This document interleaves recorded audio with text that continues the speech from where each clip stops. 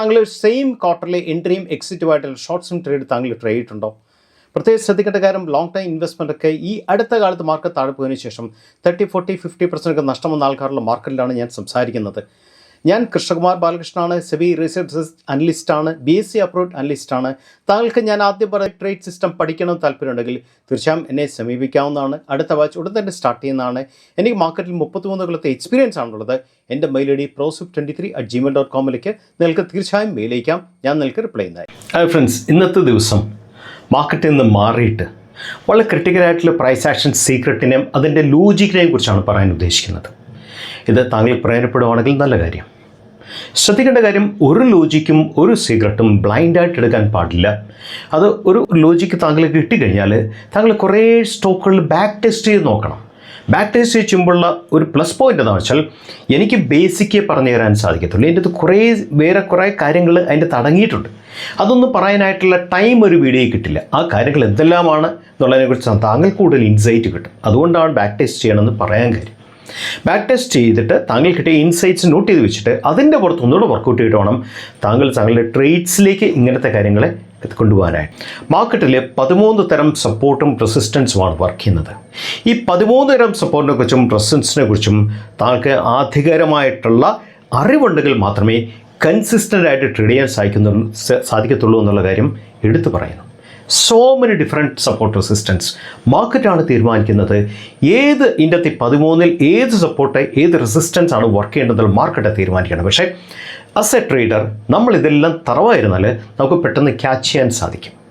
ശ്രദ്ധിക്കേണ്ട കാര്യം, ഒരു സ്റ്റോക്ക് കയറുന്നതിന് മുമ്പും ഒരു സ്റ്റോക്ക് ഇറങ്ങുന്നതിന് മുമ്പും മാർക്കറ്റ് ക്ലിയർ ആയിട്ടുള്ള മെസ്സേജ് തരും. ഈ മെസ്സേജിനെ ക്യാച്ച് ചെയ്യുന്നതിലാണ് as a price action trader നമ്മുടെ ഏറ്റവും വലിയൊരു അഡ്വാൻറ്റേജും ഏറ്റവും വലിയ ബ്ലെസ്സിങ്ങും ഉള്ളത്. ശരിക്കും മെസ്സേജിനെ ക്യാച്ച് ചെയ്യണമെങ്കിൽ ഈ 13 തരം സപ്പോർട്ടും റെസിസ്റ്റൻസും വരച്ച് ഒബ്സർവ് ചെയ്ത് പഠിച്ചാൽ മാത്രമേ നടക്കത്തുള്ളൂ. ഇതിൻ്റെ അകത്ത് ഒരു ഷോർട്ട് കട്ടും ഇല്ല എന്നുള്ള കാര്യം ആദ്യമായിട്ട് ഞാൻ എടുത്ത് പറയുന്നു. ഞാൻ പറയാൻ പോകുന്ന പോയിൻ്റ് എന്താണെന്ന് വെച്ചാൽ, നിങ്ങൾ ശ്രദ്ധിച്ച് കാണും, ഫുൾ ട്രെൻഡിൽ പോകുന്ന സ്റ്റോക്കുകൾ, എക്സെപ്ഷണലി മൊമെൻറ്റത്തിൽ പോകുന്ന സ്റ്റോക്കുകൾ പെട്ടെന്ന് ആ സ്റ്റോക്കിൽ ഒരു ക്യാൻഡിൽ വന്ന് പല ആൾക്കാരും സ്റ്റോപ്പ് ലോസിനെ ഹിറ്റ് ചെയ്തിട്ട് ക്യാൻഡിൽ തിരിച്ച് കയറിപ്പോകുന്നൊരു കാഴ്ച താങ്കൾ കണ്ട് കാണും. ധാരാളം ആൾക്കാർക്ക് അത് എക്സ്പീരിയൻസ് കാണും ഇങ്ങനത്തെ കാര്യങ്ങൾ. ഈ ക്യാൻഡിൽ പറയുന്ന പേരാണ് റിജക്ഷൻ ക്യാൻഡിൽ എന്ന് പറയാം, അല്ലെങ്കിൽ നമുക്ക് ഷേക്ക് ഔട്ട് ക്യാൻഡിൽ എന്ന് പറയാം. എന്താണ് ഇതിൻ്റെ പുറകിലെ ലോജിക്ക് വളരെ സിമ്പിളാണ്. ഒരു സ്റ്റോക്ക് മൊമെൻറ്റത്തിൽ വരുമ്പം അതിനെക്കുറിച്ച് അറിയാവുന്ന ആൾക്കാരും അറിയാമില്ലാത്ത ആൾക്കാരും ഒക്കെ സ്റ്റോക്കിൽ ചാടി കയറിയിരിക്കും ട്രേഡ് ചെയ്യാനായിട്ട്. അപ്പോൾ സാധാരണ എന്താ ചെയ്യുന്നത്, സാധാരണ സ്ട്രോങ് ഹാൻഡ്സിൻ്റെ കൂട്ടത്തിൽ ധാരാളം ആൾക്കാർ പാർട്ടിസിപ്പേറ്റ് ചെയ്യുന്ന സ്റ്റോക്കിൽ വീക്കായിട്ടുള്ള ഹാൻഡ്സുള്ള ആൾക്കാരും കൂടെ കാണും. ശരിക്കും ഇങ്ങനത്തെ ബിഗ് ഹാൻഡ്സിനെ വെളിയിലേക്ക് പുഷ് ചെയ്യാനുള്ള ഏറ്റവും വലിയ ഒരു പദ്ധതിയാണ്, ഒരു ഫിനോമിനനാണ്, ഒരു സ്ട്രാറ്റജിയാണ് ബേസിക്കലി ഓപ്പറേറ്റേഴ്സ് എടുക്കുന്ന ഈ ഒരു കളി എന്ന് പറയുന്ന കാര്യം. ഓപ്പറേറ്റേഴ്സ് എന്ത് ചെയ്യും, അതിനെ സ്റ്റോക്കിനെ രാവിലെ മുതൽ പുഷ് ചെയ്ത് താഴെ പോയി ഓരോ ലെവൽസിലും സ്റ്റോപ്പ് ലോസിനെ ഈറ്റ് ചെയ്തിട്ട് വൈകിട്ട് ക്ലോസ് ചെയ്യുന്നതിന് മുമ്പ് ഒരൊറ്റ കയറ്റം കയറ്റും. ശരിക്കും കയറ്റം കയറ്റുമ്പോൾ എന്ത് സംഭവിക്കും, ലോവർ ലെവലിൽ ഒരു സ്ട്രോങ് റിജക്ഷൻ നമുക്ക് കാണാൻ പറ്റും. ബേസിക്കലി ഇതിൻ്റെ പറയുന്ന പേര് ഷേക്ക് ഔട്ട് ക്യാൻഡിൽ എന്നാണ്.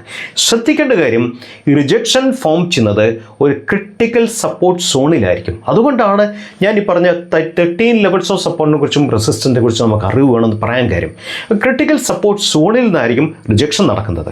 ശ്രദ്ധിക്കേണ്ട കാര്യം, പല കേസിലും സപ്പോർട്ട് സോണിൽ താഴെ പോയതിന് ശേഷം വൈകുന്നേരം 3 മണിക്ക് ശേഷം വലിച്ചു കയറ്റുന്ന കയറ്റം കാണാൻ പറ്റും. അപ്പോൾ നമ്മൾ വിചാരിക്കും, നമ്മൾ സ്റ്റോപ്പ് ലോസ് ഹിറ്റായി പോയല്ലോ, സ്റ്റോക്ക് വീണ്ടും നമ്മളുടെ സ്റ്റോപ്പ് ലോസ് അതിനെക്കാട്ടിലും മേളിൽ കയറിയിട്ട് ചിലപ്പോൾ മേ ബി ആ ദിവസം ഒരു 7%, 8% താഴെ പോയിട്ട് ക്ലോസ് ചെയ്യുന്നത് ഒരു 3%, 4% മേളിൽ ക്ലോസ് ചെയ്യും. ശരിക്കും ആ ലെവലിൽ ആണ് ശരിക്കും ഷേക്ക് ഔട്ട് ക്യാൻഡിൽസ് വർക്ക് ചെയ്യുന്നത്. ശ്രദ്ധിക്കേണ്ട കാര്യം, മൊമെൻറ്റം സ്റ്റോക്സിലാണ് ഏറ്റവും കൂടുതൽ വർക്ക് ചെയ്യുന്നത്.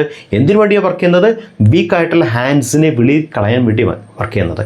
അതിനുശേഷം എന്താ സംഭവിക്കുന്നത്, സ്റ്റോക്കർ ഒറ്റ കയറ്റം കയറ്റും.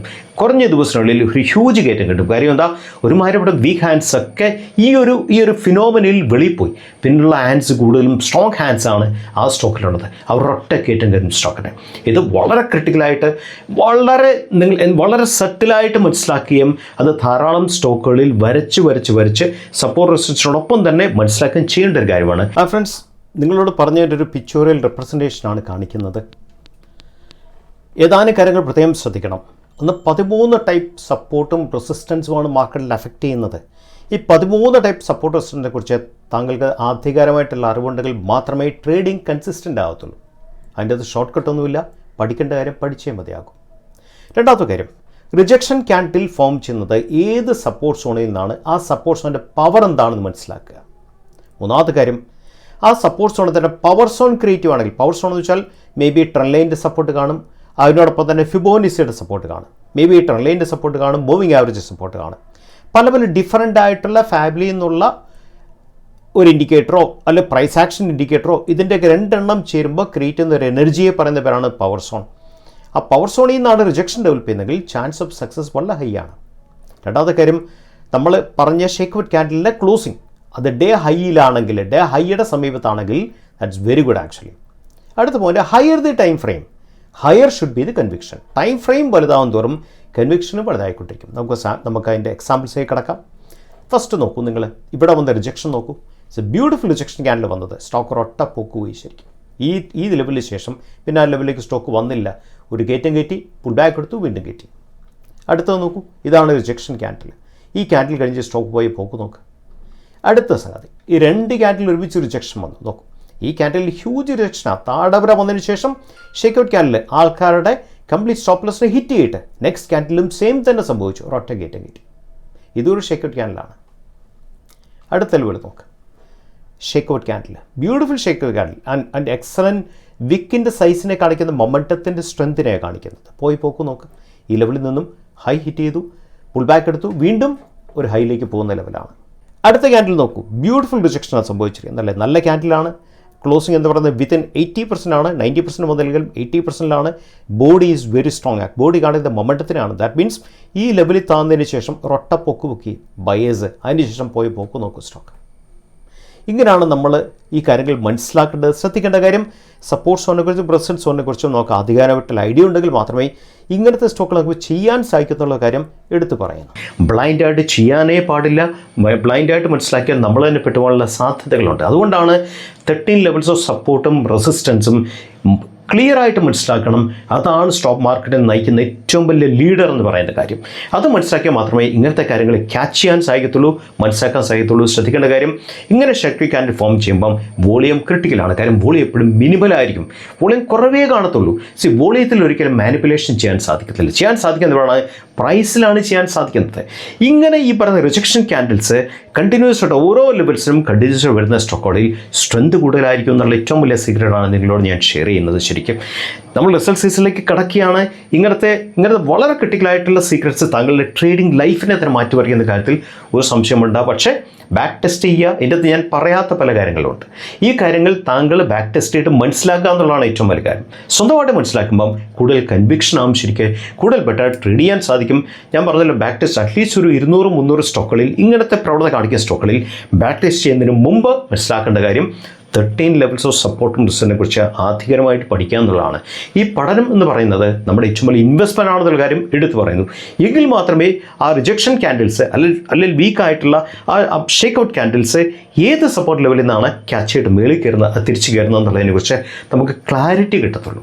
അതും കൂടെ നോക്കിയിട്ട് താങ്കൾ ബാക്ക് ടെസ്റ്റ് ചെയ്യുവാണെങ്കിൽ താങ്കളുടെ ട്രേഡിംഗ് ലൈഫിനെ വലിയ രീതിയിൽ മാറ്റിവരുന്ന കാര്യത്തിൽ ഒരു സംശയം വേണ്ട.